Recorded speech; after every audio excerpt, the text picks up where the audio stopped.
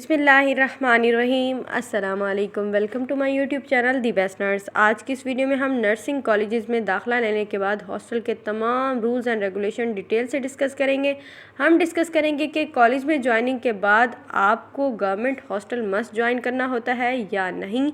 इसके अलावा आपको नर्सिंग हॉस्टल में शॉर्ट लीव अलाउ होती है या नहीं। क्या आपके हॉस्टल में कोई आउटसाइडर आ सकता है आपकी फैमिली की तरफ से, और आपको हॉस्टल में मोबाइल फ़ोन अलाउ होता है या नहीं। इसके अलावा हम गवर्नमेंट नर्सिंग हॉस्टल की तमाम बातें डिटेल से डिस्कस करेंगे। तो इन तमाम बातों की डिटेल जानने के लिए वीडियो एंड तक देखिएगा। अब हम अपनी वीडियो शुरू करते हैं। First of all dear student, आपका किसी भी गवर्नमेंट नर्सिंग कॉलेज में जब बीएसएन में एडमिशन हो जाता है, जब आपकी ज्वाइनिंग कंफर्म हो जाती है कि आपका एडमिशन हो चुका है, देन आपसे दूसरा क्वेश्चन यही पूछा जाता है कि क्या आप गवर्नमेंट नर्सिंग हॉस्टल को ज्वाइन करना चाहते हैं या नहीं।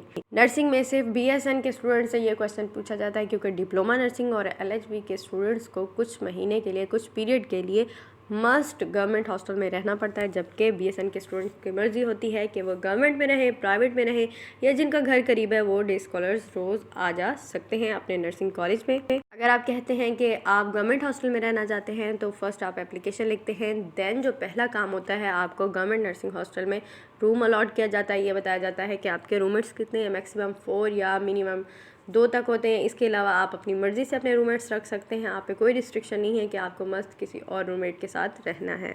पे आपको कोई भी रिस्ट्रिक्शन नहीं होती, आप अपनी मर्ज़ी से रह सकते हैं। स्टूडेंट, जैसे कि मैंने आपको पहले भी बताया है कि गवर्नमेंट नर्सिंग कॉलेजेस की टाइमिंग सुबह 8 से दोपहर 2 तक होती है।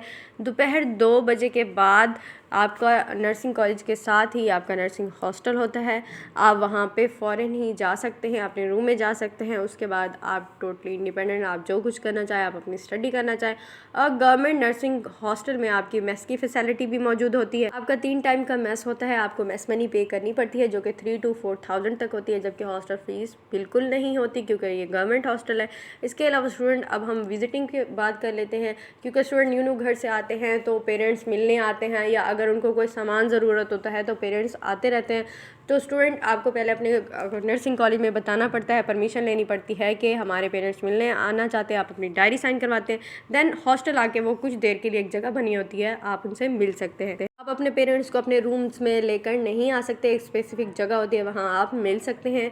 इसके अलावा स्टूडेंट, शॉर्ट लीव की बात कर लेते हैं। स्टूडेंट कहते हैं कि हम हॉस्टल में आने के बाद बाहर मार्केट जा सकते हैं, अपनी ज़रूरत की चीज़ें ला सकते हैं। स्टूडेंट्स, ये आपको बिल्कुल अलाउ नहीं होता। ये नर्सिंग के रूल्स में है कि आप हॉस्टल में ही रहेंगे। कोई चीज़ ज़रूरत है आप अपने घर से लाएंगे, या आप कॉलेज में किसी सर्वेंट को कहकर अपनी चीज़ें मंगवा सकते हैं, आपके घर से आ सकती हैं। इसके अलावा स्टूडेंट, आपकी फैमिली में कोई इमरजेंसी हो गई है या आपको कोई हेल्थ इशू हो गया है, तो हॉस्पिटल क्योंकि नज़दीक होता है आपकी हेल्थ इशू के लिए, तो आपको हॉस्पिटल भेजा जाता है। अगर आपकी फैमिली में हो गया है तो आपको फ़ौरन डायरी साइन करवानी होती है। आपके कॉलेज से आपको जितनी लीव्स अलाउ होती हैं, और फिर आपको अपनी डायरी साइन करवाकर प्रॉपर एक लीगल वे से आपको घर जाना होता है। स्टूडेंट्स, जैसे कि मैंने आपको बताया है कि नर्सिंग में स्कॉलरशिप यानी स्टाइपेंड होता है, जो कि 31,470। इस हिसाब का आपका एक दिन 1,000 से ऊपर बनता है। जब भी आप एक छुट्टी करते हैं विदाउट परमिशन, तब आपका 1,000 डिटेक्ट हो जाता है। तो आपने कोशिश करनी है कि बग़ैर पूछे छुट्टी नहीं करनी। आपकी रीज़न है, आपको लीव मिल जाती है।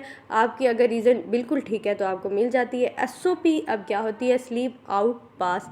उसमें यह है कि अगर फॉर एग्जांपल संडे की नर्सिंग में छुट्टी होती है, आप सैटरडे को SOP लेकर हॉस्टल से छुट्टी लेकर घर जाना चाहते हैं, तो आप बिल्कुल जा सकते हैं। अपने कॉलेज से अपनी मैम, आपकी जो इंस्ट्रक्टर होंगी, अपनी प्रिंसिपल से अलाउ करके आप इजीली जा सकते हैं। ये मंथ में स्पेसिफिक होते हैं कि आप एक मंथ में इतनी SOPs ले सकते हैं, आप हर वक्त नहीं ले सकते।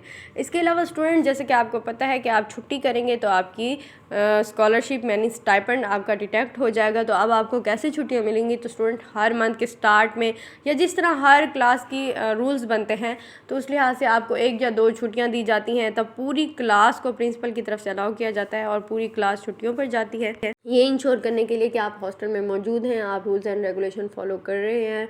डेली आपकी नाइट रोल कॉल होती है, जिसकी टाइमिंग 8 से 9 तक होती है, और पूरी क्लास को एक टाइम पर पहुँचना होती है, उनकी नाइट रोल कॉल होती है। तो आपकी हॉस्टल वार्डन होती है वो इसको इंश्योर कराती हैं कि तमाम स्टूडेंट हॉस्टल में मौजूद हैं। इसके अलावा जो सबसे ज़्यादा मुझसे क्वेश्चन पूछा गया है कि क्या हमें नर्सिंग हॉस्टल में BSN के लिए मोबाइल फ़ोन अलाउ होता है, तो बिल्कुल स्टूडेंट आपको हॉस्टल में मोबाइल फ़ोन अलाउ होता है। आप अपनी मर्ज़ी से अपना सेल यूज़ कर सकते हैं। कॉलेज में आपको स्पेसिफिक टाइमिंग होती है, आप स्टडी पर्पज़ के लिए सेल फ़ोन यूज़ कर सकते हैं और कभी अगर नहीं ज़रूरत होती तो आपको अलाउ भी नहीं किया जाता।